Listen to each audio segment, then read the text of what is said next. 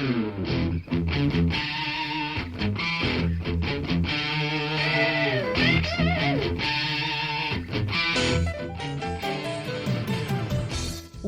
to Thriving Entrepreneur with your host, Steve Kidd, third-generation minister and 30-year business coach. Listen in as amazing, world-changing authors, speakers, and coaches share their struggles and victories. And hear from best-selling authors' insight into how you too can live your life as a thriving entrepreneur. This is Steve. Welcome to Thriving Entrepreneur. Thanks for being with me here today as we talk about managing the important things. What are the important things? You know, our health, our family, our relationships, the contacts that we have with other people, the things that really matter in this life. How do we manage them in such a way so that we can make the impactful difference that we're meant to make in this world? How do we do that? How do we manage those things in a powerful way that both propels us to where we need to go, as well as nurtures that relationship in the way that it really needs to go? We're going to look at all of those different aspects. We're going to look at your health. We're going to look at some things having to do with your relationship with people, both in life and in work. And we're going to also talk about, how do you connect to people so that you can sell them your products, you can make friends, all that kind of stuff. We're going to cram here into the next little bit here on our time together as we discuss how you can be a thriving entrepreneur.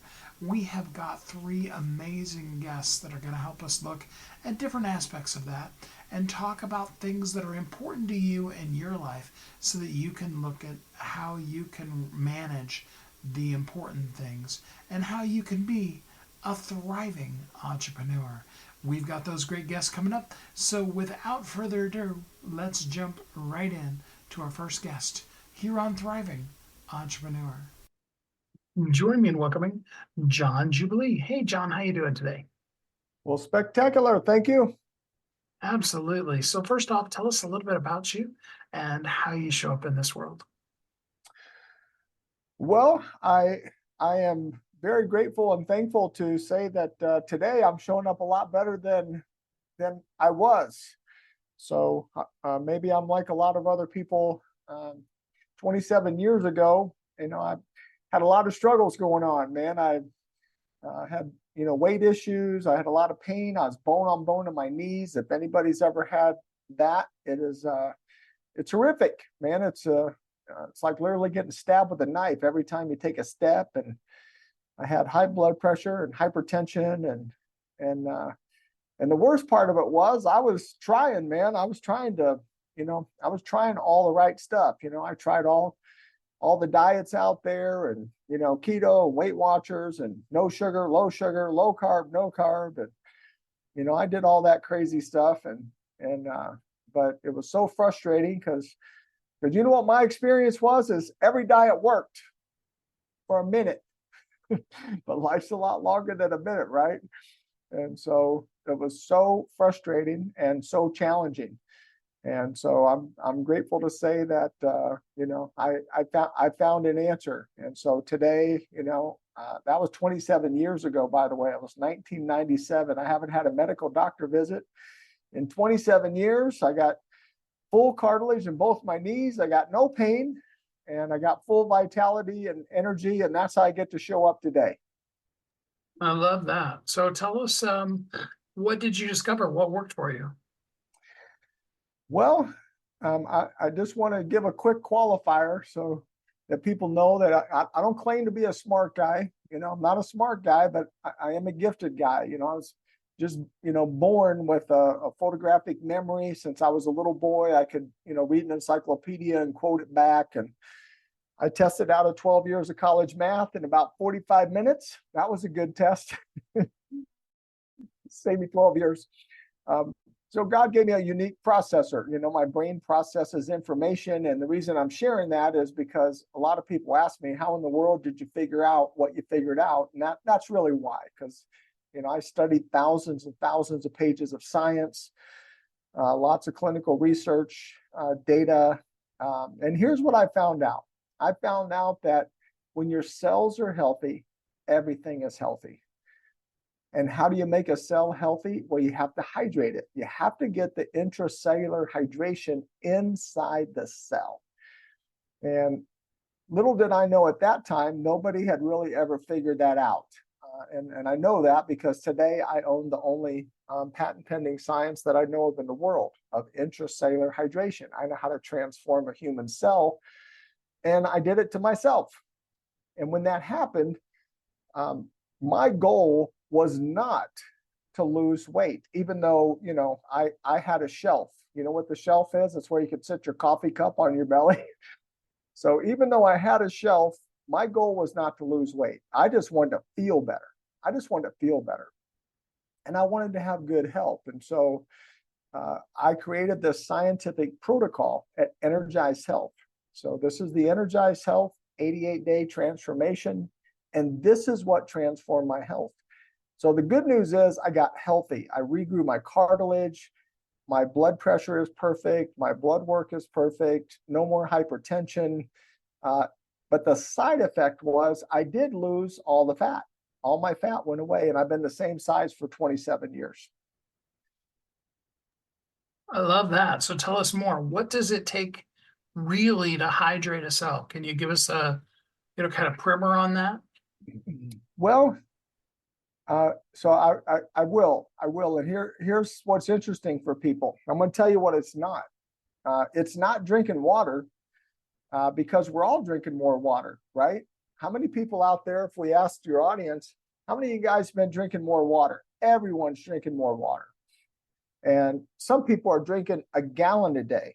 I've got people that drink 2 gallons a day, people that have bought these fancy water machines and they spent $5,000 on a water machine. They drink 2 gallons a day. And I've been measuring cellular hydration in people for 27 years. And I can tell you on one hand. Now realize I have measured tens of thousands of people, and I haven't measured 5 people that were hydrated, not 5. And probably 1,000 of those people were drinking 2 gallons a day, and they were dehydrated.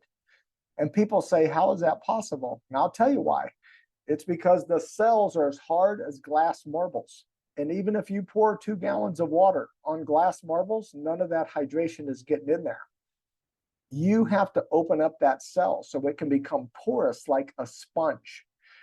So picture the cell going through a transformation, just like a caterpillar turns into a butterfly. Picture your cell going from a hard glass marble to a porous, beautiful sponge. That's what has to happen in the human body. And that's what the Energize Health protocol does. It literally causes a cellular transformation in your body where those cells, and as they transform, realize every one of your organs is made up of nothing but cells. That's all they are. And as your cells get healthy, every organ in your body optimizes. Your thyroid, your pancreas, your kidneys, your liver, your heart, your brain, your skin is an organ. And so when we get healthy at the cellular level, you couldn't be unhealthy if you wanted to, because it's pushing out all the toxins and all the inflammation that are trapped in the glass marbles. And the Mayo Clinic will tell you that 99.9% of all dis-ease in the body is caused from inflammation. And when the inflammation's trapped in a glass marble, it has nowhere to go. It only gets worse. But the beautiful thing that we've been able to see and experience thousands and tens of thousands of times with people in all 50 states and other countries around the world, every person that gets hydrated, a man should be 60% hydrated. A woman should be 55%. And for everyone that's wondering real quick, the reason men are a little bit more hydrated is because men carry more muscle mass. And muscle is 75% water. So that's why men carry a little bit more hydration than women. But everyone that's listening, I would encourage you, literally, don't even wait till tomorrow.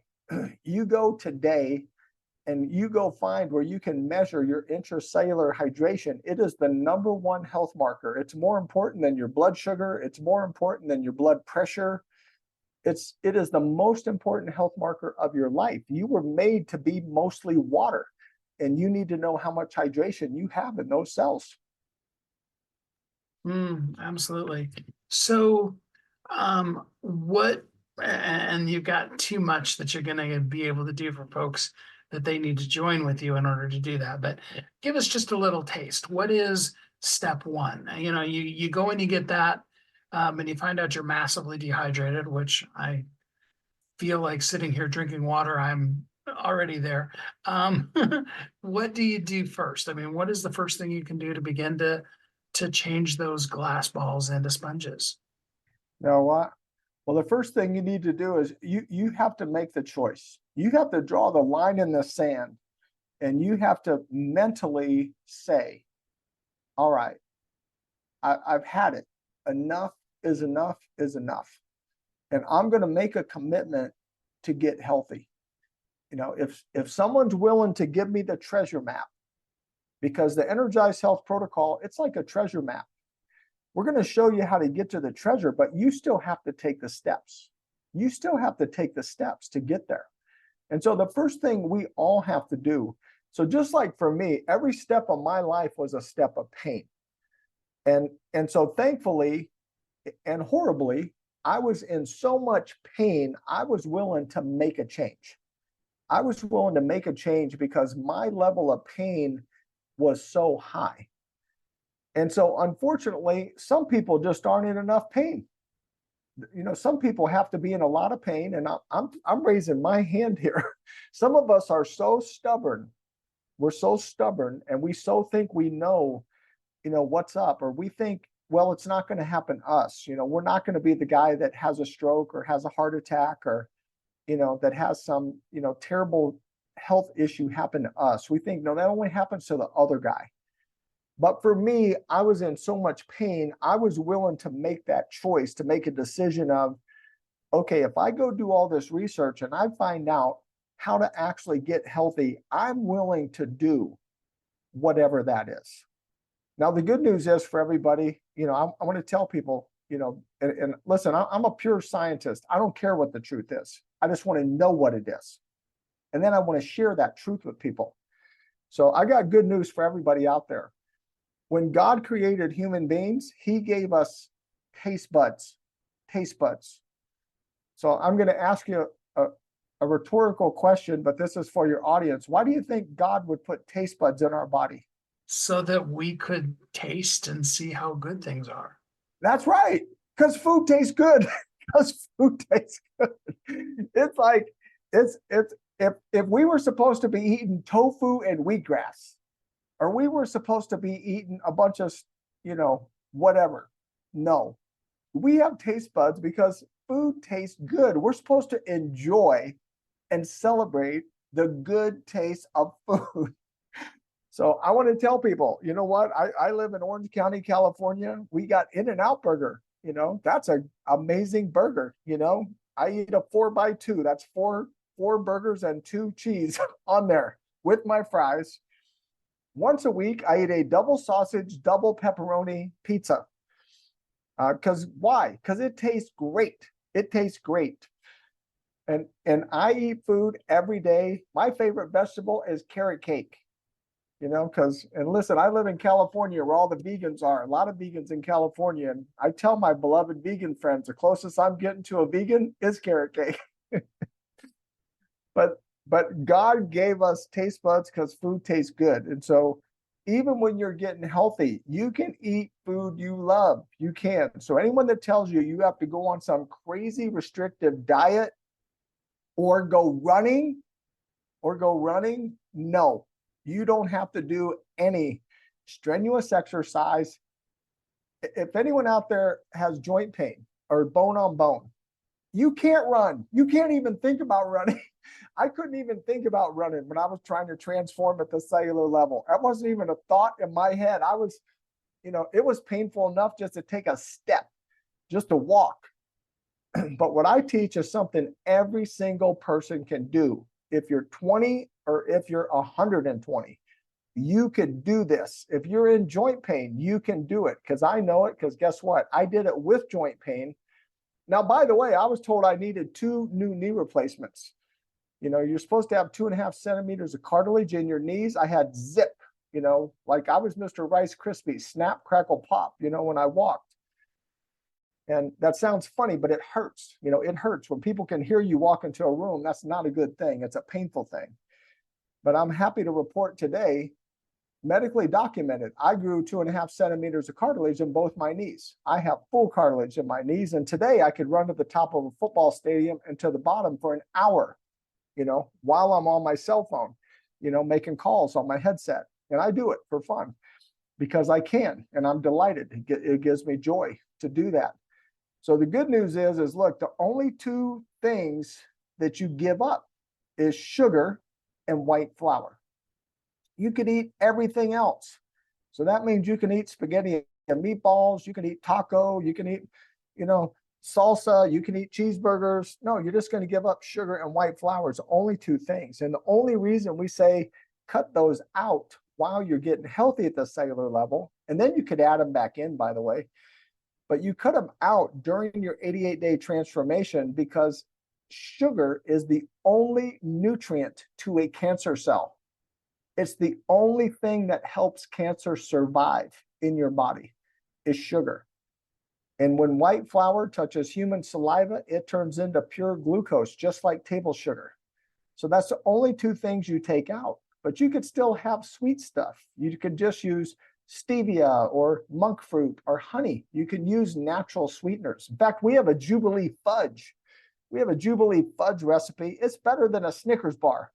I'm telling you, because I love Snickers bar, but I can honestly say, if I had a Snickers bar or Jubilee fudge, I'd eat the Jubilee fudge. It's literally better, sweeter, and of course, it's totally healthy. You can eat it 3 times a day on the protocol.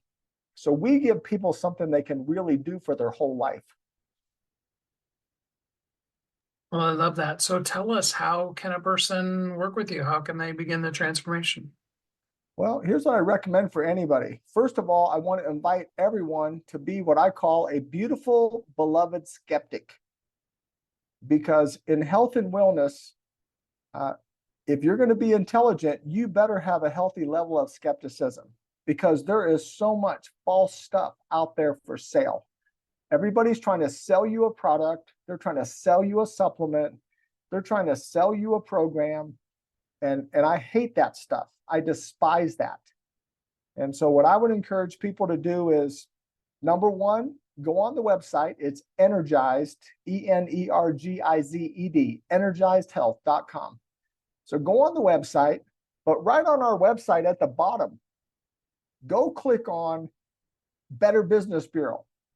Listen, we've been around for 27 years, Better Business Bureau. And you can go look at 1,000 reviews on the Better Business Bureau. We are A+ rated, 27 years. Go look on Trustpilot. We're 5-star rated. Facebook reviews, 5-star rated. Google reviews, 5-star rated. We've been around for 27 years. And do your research. Do your research. But we literally have thousands and tens of thousands of reviews, but do some homework. Look at these testimonies of real people. We don't have any polished, slick, smooth ads, that trying to sell you something. We don't even sell our program. We share it. We share an experience with you of, if you want to have what we have, you just have to do what we do. And that's what all of our clients, they'll share this is my experience. And here's pretty much what they say. It sounded too good to be true, but it was true. It sounded too good to be true, but it changed my life. I never thought I could get off of 10 medications, but I did.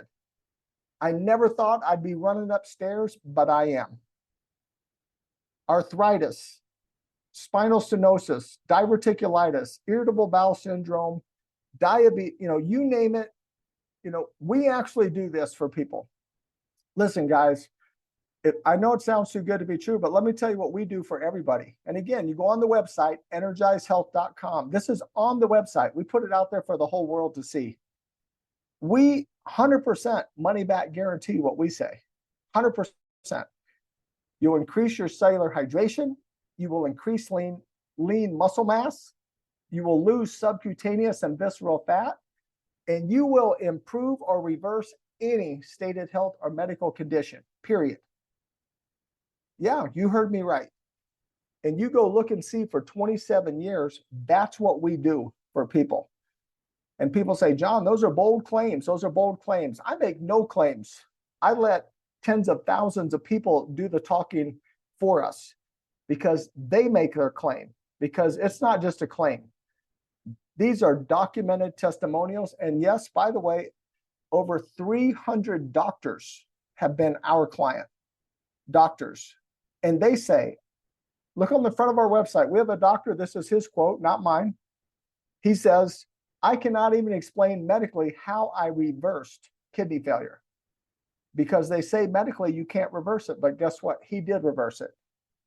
Side effect of getting healthy at the cellular level and getting healthy kidneys, healthy organs, he lost 60 pounds of fat. But this is not a weight loss program. This is a cellular health program, getting healthy from the inside out. The side effect is you will lose fat. That's just a side effect. And by the way, about 20% of our clients don't even need to lose any weight. They just have inflammation or joint issue or some type of autoimmune disorder. They just want to get healthy. But this is for everybody. I love it. And that's energizedhealth.com. Well, John, Yes, I think what you're doing in the world is super cool. I look forward to some people jumping in and working with you. Thanks so much for being a guest here on our show today. Well, I'm honored to be with you. Thank you so much for having me. Yes, John is my coach. I did immediately sign up. It's made a world of difference in my life, and I absolutely know it will in yours. And there's more coming, or you can watch and see all of the transformation that's happened in my own personal life. John's got a new cool book that's coming out. So many amazing things to help you be able to manage probably one of the most important things that there is, and that's your health, your life. I mean, if you're not alive, you can't make the impact. You can't do the things that you're meant to do in this life. So important, and I so appreciate John's friendship and the things that he's poured into my life. And I really was excited to have him as a guest, and I hope that you will reach out and have him help you see how to be a thriving entrepreneur in all that you do. With that said, let's jump into our first commercial break here on Thriving Entrepreneur.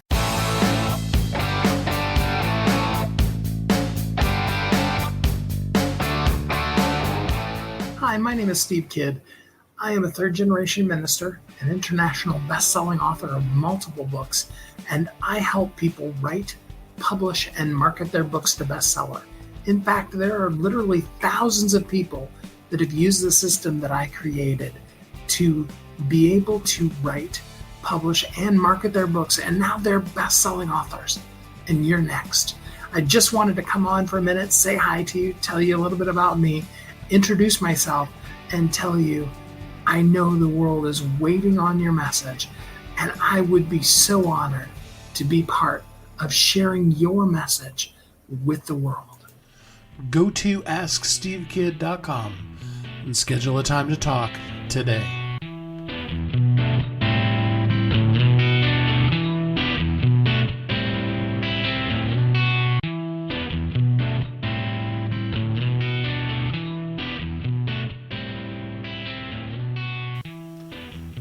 This is Steve. Welcome back. Thanks for listening to Thriving Entrepreneur today as we talk about managing the important things. In the first segment, we talked about managing your health, and now we want to talk about another important thing about managing people. Let's jump right into it. Join me in welcoming Joan Kling. Hey, Joan, how you doing today? Oh my gosh, I'm having a great day, actually. Oh, It's I'm not so always the glad. answer. That's not always my answer, but today I'm having a great day. I love it. So first off, tell us a little bit about you and how you show up in the world. Oh my gosh, that's two completely different questions, right? A little bit about me. Let's say I was born and raised in Philadelphia. I moved to San Diego area when I was 19. And I like to say I was so much smarter then than I am now. You know, it was just a crazy thing to do. I've done some crazy things in my life. Now I live in a town called Oceanside. I've worked for the government most of my life, 35 years in public service. And now I do coaching and training and facilitating. And my love is first-time people managers. The first time someone has to go from managing a project to managing other people. And how do I show up in the world? I hope to show up with my 3 core values, which are grace, generosity, and gratitude. And grace is to just give myself and others a little extra space and a little understanding, and grace in the meaning of slack, cutting people slack. I mean, I do have a really strong faith, and also to just be not so judgmental, and can people not be so judgmental of me. So I think I come across as I show up as neutral, approachable, kind. Generosity is mean giving back to me, was so freely given to me. Yes, I have paid for my pieces of paper that say I'm smart. And but so many people have given me so many free lessons, life lessons. So to give back what I've been given, and gratitude is just to be grateful for the incredibly imperfect, wonderful life that I lead. Well, I love that. If we were doing a completely other show, we would just geek out about Oceanside and Camp Pendleton and all of that. But let's go back to first-time managers. What is perhaps one of the most shocking things that most all first-time managers find out when they are first beginning to start managing people? You know, that people don't do what you ask them to do. And people say no. I joke about it. It's like, wait, we're allowed to say no to our bosses? Like, was I absent that day in school? Wait, what happened? And interestingly enough, I just went to a conference for one of the companies I coach for, and Mindy Kaling was one of the speakers, and she was a writer and an actor on The Office.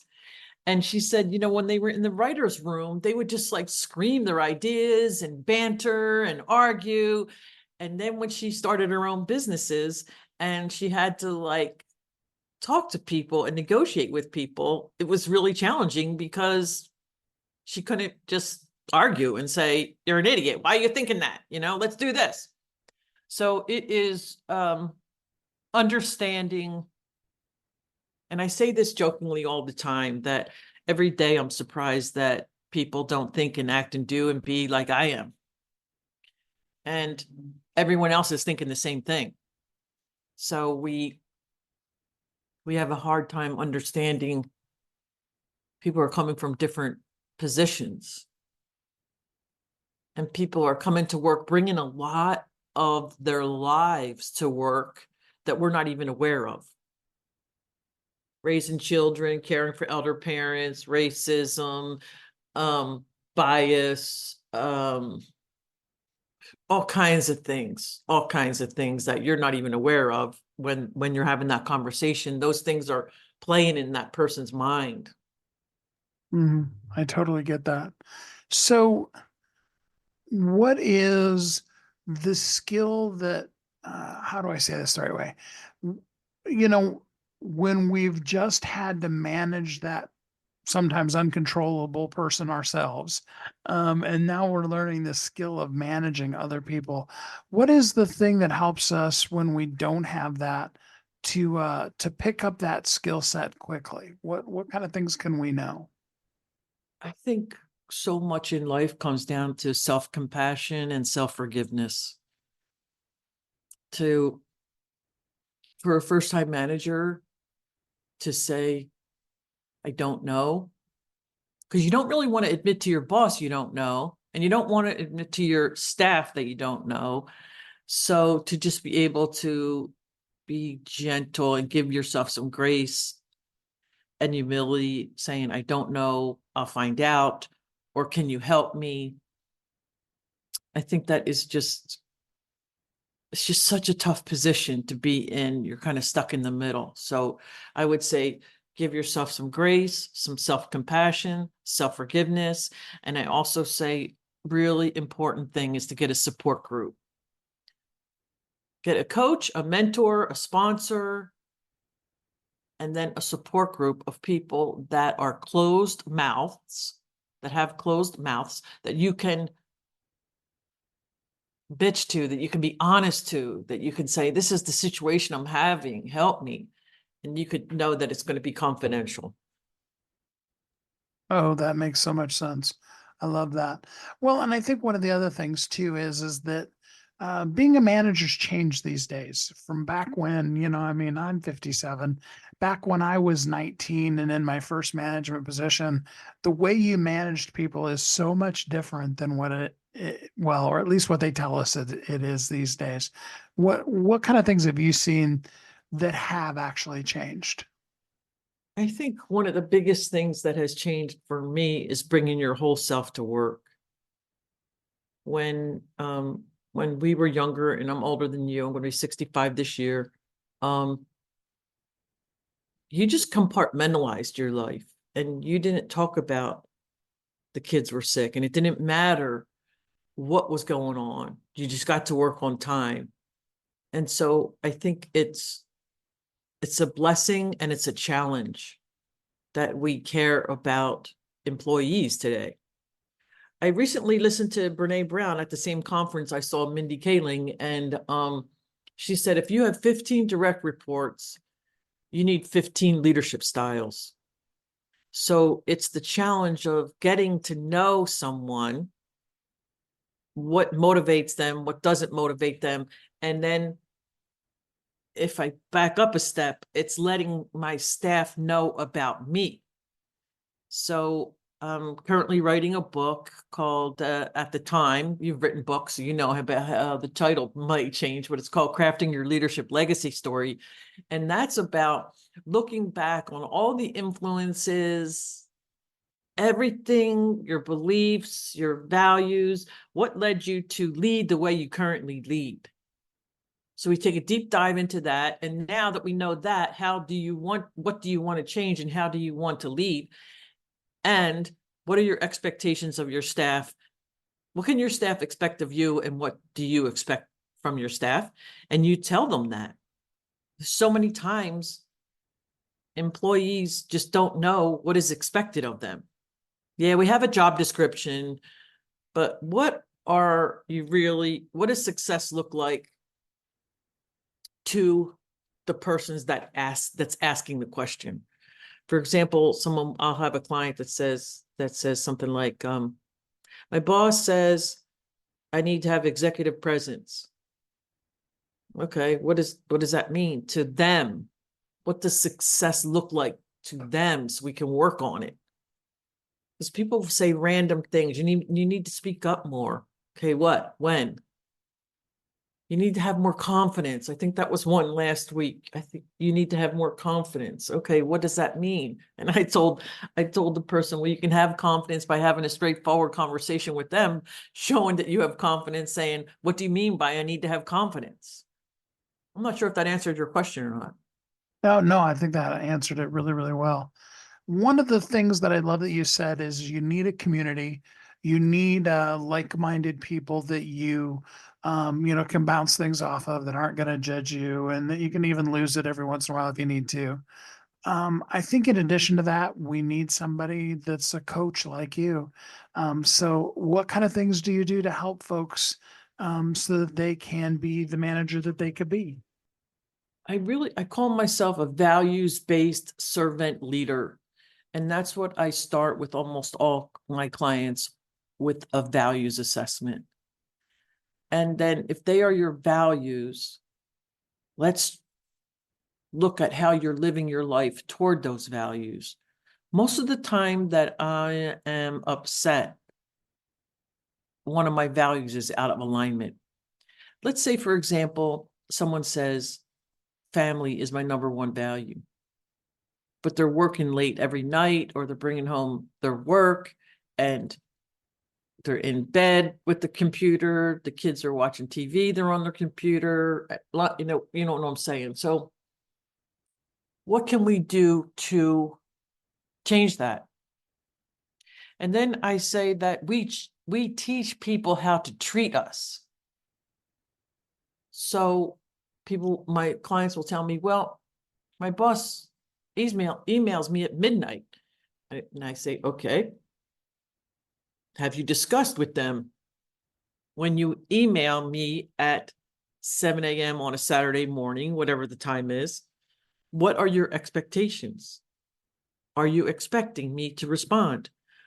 For the most part, they're going to say, no, that's the time I had to do what I'm going to do. So it's about having the conversation with somebody and seeking clarity. This is what I'm hearing you say. Is that what you're saying? And then checking in with them, checking in and saying, hey, this is what I got so far. Are we on the right track?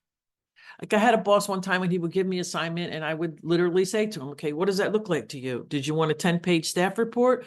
Did you want a 2-page memo? You just want bullets, right? And he would say, oh, no. Okay, yeah, I tell you, just 5 bullets, done. And so now we're communicating. Love that. So how can a person work with you? How can they work with me? Like, you mean, how could they get a contact me? How do they get in contact with you? What kind of programs do you have available for them? I have coaching sessions that go on and there's different setups. We could meet once a month, twice a month, every week, depending upon what your goal is. Coaching is about, we're compared to therapy, right? So therapy kind of goes into your past and it's going to talk about your childhood. And coaching is about here and we're moving forward. You're here and you want to get here. It's almost like a gap analysis. You're here and you want to get here. What do we need to do to get there?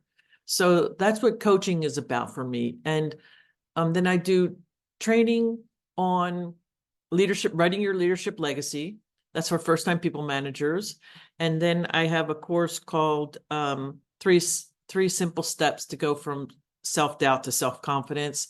And that is about positive intelligence. And in that course, you take an assessment. And I'd love to start out with an assessment. So it's either going to be the values assessment and or positive intelligence assessment. And the assessment, it's about naming, claiming, and taming your negative inner voices and how they are sabotaging your life. So they can get a hold of me. Most of the time I'm on LinkedIn. I'm really not too much on other social medias. And then my website, which is my name, joankling.com. And they can always give me a call. I can give you my phone number, 619-985-7016. I love it. Well, Joan, thank you for helping all the new managers become really great executives and for all that you do in the world. Thanks for being a guest here on the show today. Oh, you're welcome. Thank you for having me. Manage ourselves, then learn how to be able to manage people. What a great and amazing way to live as a thriving entrepreneur. Here comes our next commercial break. We'll be right back.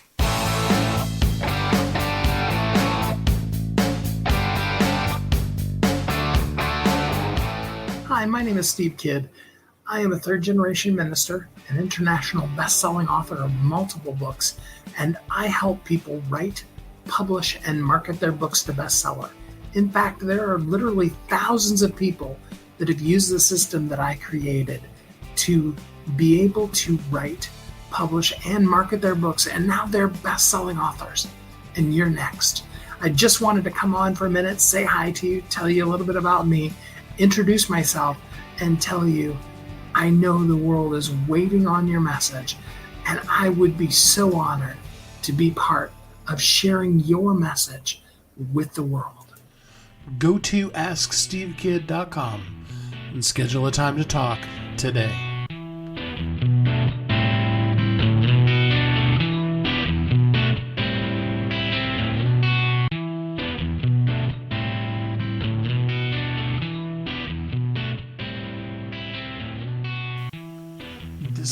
and welcome back. Thanks for listening to Thriving Entrepreneur today as we talk about managing the important things. We talked about your health. We talked about managing people for the first time. Now let's talk about managing relationships and how we can make true connections that, yes, will lead to sales, but will also lead to all the other powerful things that happen when we connect with people and all those ways that can make us be thriving entrepreneurs. Let's jump in. Join me in welcoming Wes Schaefer. Hey, Wes, how you doing today? I'm good, man. Thanks for having me. Thanks for being here with us. First off, tell us a little bit about you and how you show up in the world. Man, former Air Force, got out, jumped right into commission sales in 1997. And it was a bit chaotic after the dot-com bubble imploded. And so around 2006, started doing my own thing and trademarked the Sales Whisperer, and been doing that ever since. So was there anything in specific, or was it just one of those interviews you go to and you ended up discovering you were in sales, or was there something specific that led you to sales, having transitioned out of the military? I mean, I grew up like money was always tight, so I was money motivated, and looking around, I realized if you're good at sales, then you can make as much money as you want. So that's what kind of steered me in that direction. Perfect. And so what kind of things do you do now? What stuff do you teach? What is your company like on a day-to-day basis now? I got out and I was working with the sales coach and became a licensee of his. So it was traditional sales training, calling on companies and helping them with their pipelines and scripting and role playing, things like that. Around 2008, I ran across some marketing automation software and became a partner for this company. I got certified in it and just started applying it to myself because I was just working from home, trying to make it work. I was married. We had they had 5 kids at the time, then we added 2 more. And I was the sole breadwinner, so I had to create systems, processes that could help me be more efficient. So I got really good at this software, and my business kind of evolved. So it was still around sales and marketing, but helping companies create systems and processes that they could then apply, and replicate their own efforts. The adage was grow your sales without growing your staff. So that's how that evolved. I love that. So, and you're still working with the automation software and that kind of thing these days? Yeah, over the years, I've added more platforms because, like anything, like an insurance agent, right, or a investment advisor, you don't want to be beholden to just one if you can avoid it. And so I got certified in other platforms, and so now I can meet with companies and help them find the best tool for their budget, for their size of their team, and how much effort they want to put into it. Some of these are easy, some of these are hard. So I help them do that, and I still do it's interesting, right? There's nothing new under the sun. As AI and all this comes out, I think the zig now, while everybody is zagging, is becoming good in person again. People are, we're tired of being treated like numbers. Everyone brags about how their AI is sending, 300 emails in 15 minutes, and now people are getting overwhelmed. And so, how good are you in person? How good are you on the phone? So I think, what's old is new, bringing some humanity back to sales. I love that. It's always fun for me, I mean, I know you've been in the game for a while, but, I've been in sales for so long that you wouldn't believe me if I told you how long, probably. But,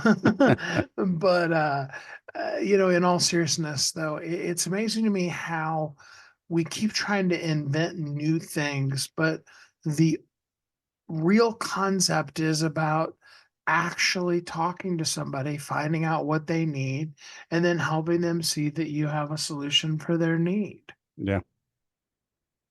Yeah, everybody gets nervous. I'm working with the son of a long-term client, and he's nervous about being in sales. And I'm like, why are you nervous?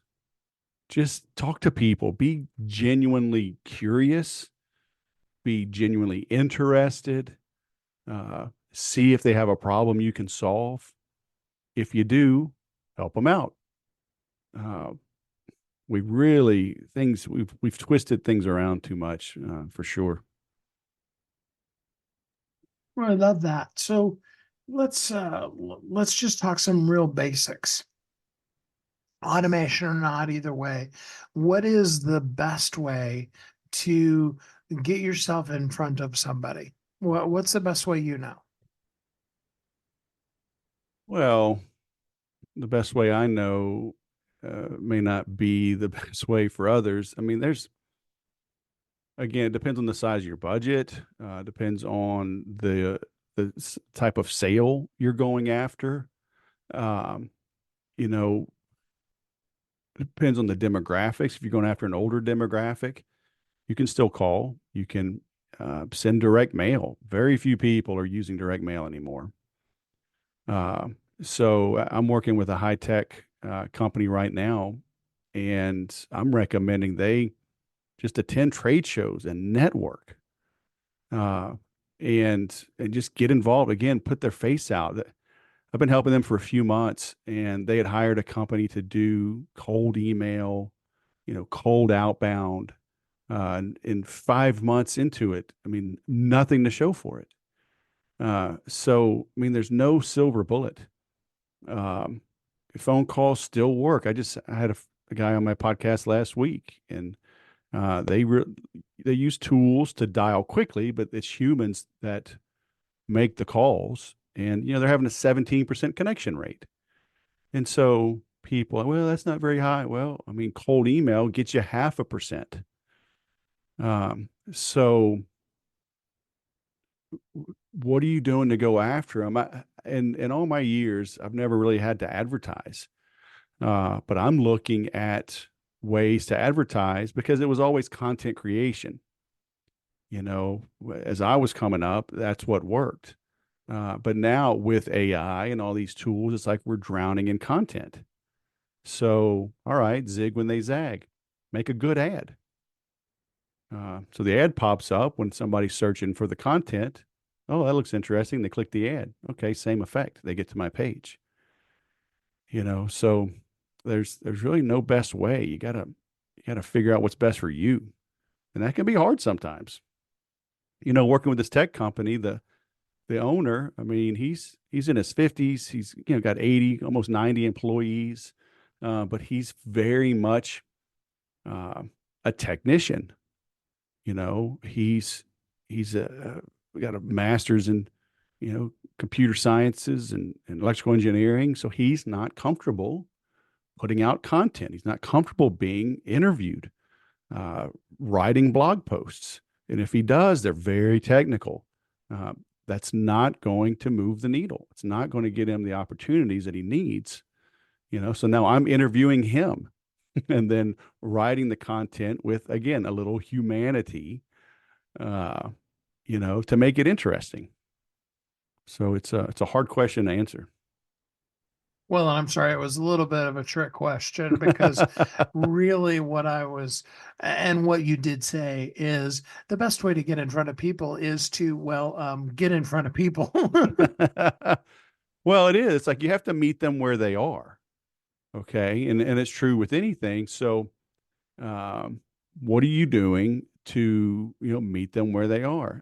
My advice to this client years ago, I was with a technology firm and out of Austin, but I covered the West Coast, and we were big in healthcare. So there's a group called HIMSS, Healthcare Information Management System Society. And I literally this morning sent them an email. I said, y'all need to join HIMSS. and get active. I've lived in Southern California for years. And so Phoenix was my biggest client. It was a healthcare, it was a two hospital system. So I joined the Phoenix chapter, the Arizona chapter of HIMSS, and got active and ended up being on the board and got involved, helped them with their conferences and fundraisers. And uh, next thing you know, I'm getting all kind of referrals and business. And I joined the Southern California chapter. So, I didn't get business right away. I had to prove myself, but I had referrals. I could talk about my client in Arizona. So that warmed up the people in Southern California and vice versa. And then I would go to the national events, and I'm telling these guys, go where your people are. So it's yeah, go where they are. Absolutely. I love it. Well, talk to us a little bit about the specifics of the kind of things that you teach and that you help people with. Can you give us an understanding of what that is? One of my programs is called Make Every Sale, and people that are jaded don't want to listen. They want to jump to conclusions. They say, "Oh, you're saying you close every sale," and I'm like, "No." Concept is, I say, to make any sale, you must make every sale. And so the point is, in any interaction, anytime, you hear in the Bible, right? When two or more people meet in my name, there I am. It's like, well, when two or more people meet, a sale is made. And if I call your office, your assistant answers, I have to sell your assistant on putting me through or conveying a message. When you get the message, it has to be good enough that you call me back or you email me. Then I send you a link to schedule. Each of those is a sale. So to make any sale, I have to make every single sale. So you need to understand, the concept is that small hinges swing big doors. Everyone's looking for this big silver bullet, this powerful AI that'll just fix everything. 100% deliverability, 100% click through rate, 100% show up rate.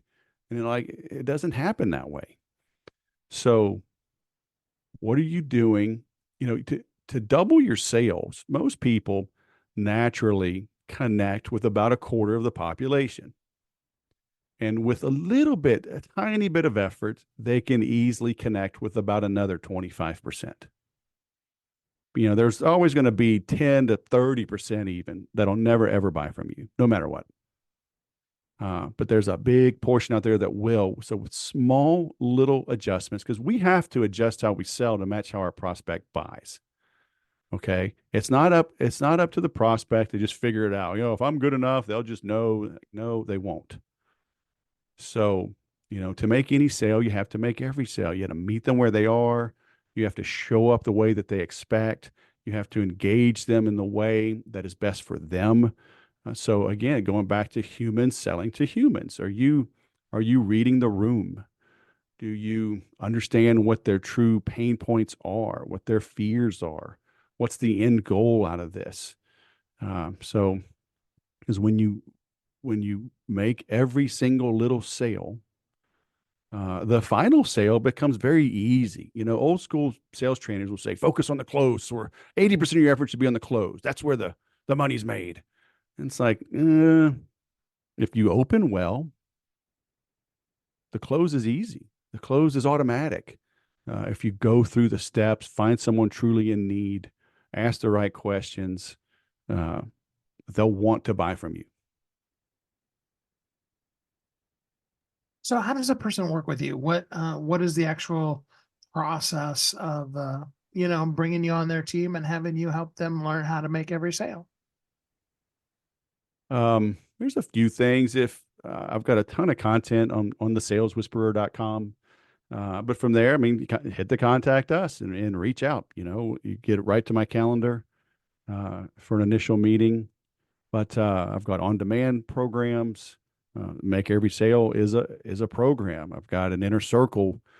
We meet live every single week online, and there's a private group. So, I help all the members. Literally every single day. If something comes up and you need help, post it in the group, and I'm monitoring it all the time. So depends on what you need, right? If it's a bigger company, need a little more one-on-one, just hit the website, saleswhisper.com.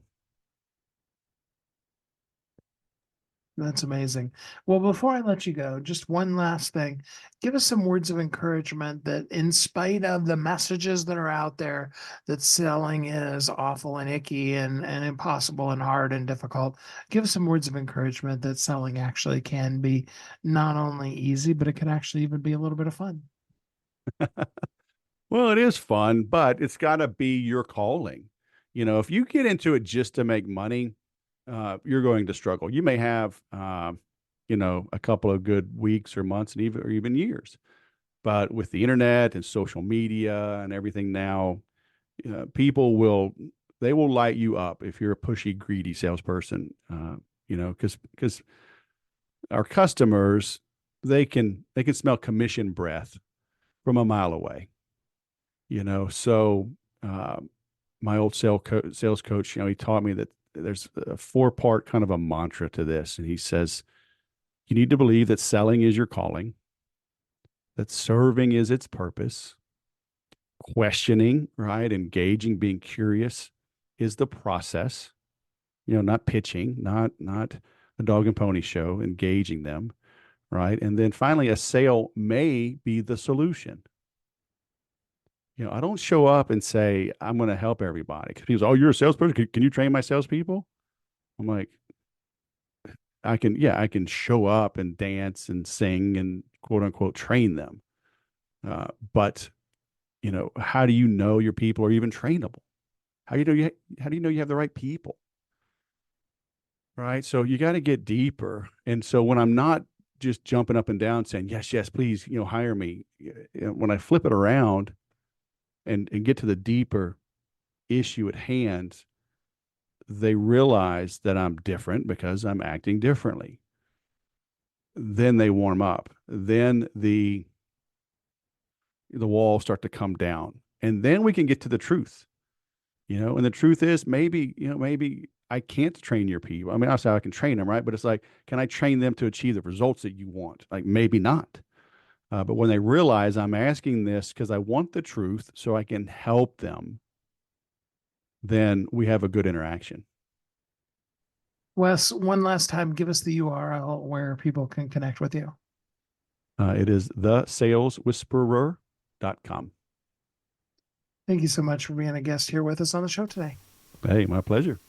It's in creating those relationships that we then build all of the things. And yes, sales come out of that, but so many other cool things come out of it too. And that way people then get to know that you are uniquely brilliant. You were created for a purpose, and they can see why the world needs you. And in that, you get to help them thrive, and you get to thrive. And we all live together as a thriving entrepreneur. I'm so glad we got our time together here today. I hope until we're together again next time, you have a great week. Thanks for listening to Thriving Entrepreneur today. If you want to get your question answered, send an email to questions@wehelpyouthrive.com. We look forward to you joining us again next time.